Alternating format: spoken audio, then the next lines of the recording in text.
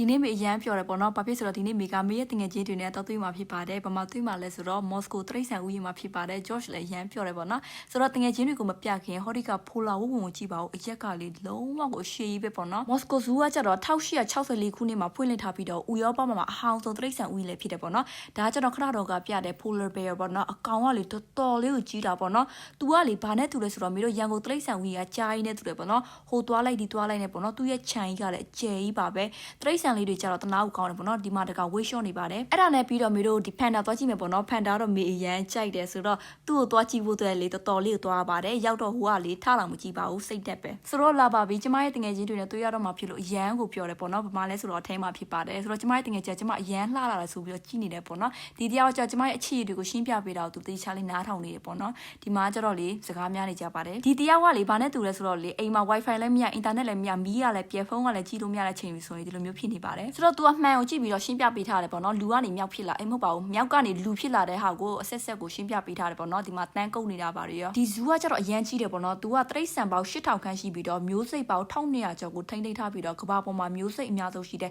တရိတ်ဆန်ဥယျာဉ်တစ်ခုဖြစ်ပါတယ်ဆိုတော့နောက်ထပ်မေတို့ဖင်ကွင်းသွားကြည့်ရအောင်ပေါ့နော်ဖင်ကွင်းတွေကတော့မေအရင်ကတော့မြင်ဖူးပါတယ်ဆိုတော့ဖင်ကွင်းကတော့လေကောက်တုံးကားထဲလောက်တော့ချစ်ဖို့တော့မကောင်းပါဘူးမော်စကိုဇူးကကျတော့မေတို့ရန်ကုန်ဇူးနဲ့ရှင်လိုက်မယ်ဆိုရင်တော့9ဆလောက်ပိုကြည့်တယ်လို့ပြောလို့ရပါတယ်နောက်ထပ်စိတ်ဝင်စားဖို့ကောင်းတဲ့စီမီသားစုအကြောင်းလေးပြပြပေးမယ်ပေါ့နော်ဒီစင်ကကျတော့ဗီယက်နမ်နိုင်ငံကနေလာတာဖြစ်တယ်ဗီယက်နမ်ကဒီစင်တွေကိုကျူဘာနိုင်ငံကိုလက်ဆောင်နေနဲ့ပို့ပေးခဲ့တယ်ပေါ့နော်ဒါပေမဲ့စင်တွေမှာယောဂရှိတဲ့အတွက်ကြောင့်မလို့ကျူဘာကလက်မခံခဲ့ဘူးအဲ့ဒီအတွက်ကြောင့်မလို့ဒီရုရှားကဒီစင်တွေကိုလက်ခံဖို့အတွက်ယူခဲ့တာဖြစ်ပါတယ်အခုဆိုသူတို့မှာစင်ပေါက်လေးပါရှိပါတယ်ပြီးလို့ရှိရင်သူတို့မှာ giraffe တစ်ကလဲအုပ်တွေလည်းရှိတယ်ပေါ့နော်ဒီတစ်ခေါက်တော့မှန်သွားပြီတခြားမျိုးစိတ်တွေအများကြီးပါပဲသူကလေလဲရင်လေတစ်နေ့လုံးလဲလို့ရတယ်ပေါ့နော်ဒါဆိုရင်စီးလိုက်ရင်ပေါ့နော်မြန်မာလိုဆိုရင်တို့ဖြန်လို့ပဲခေါ်မလားမသိဘူးပေါ့နော်မသိရင်သူကလေအဖိုးကြီးနဲ့အတူတူပါပဲ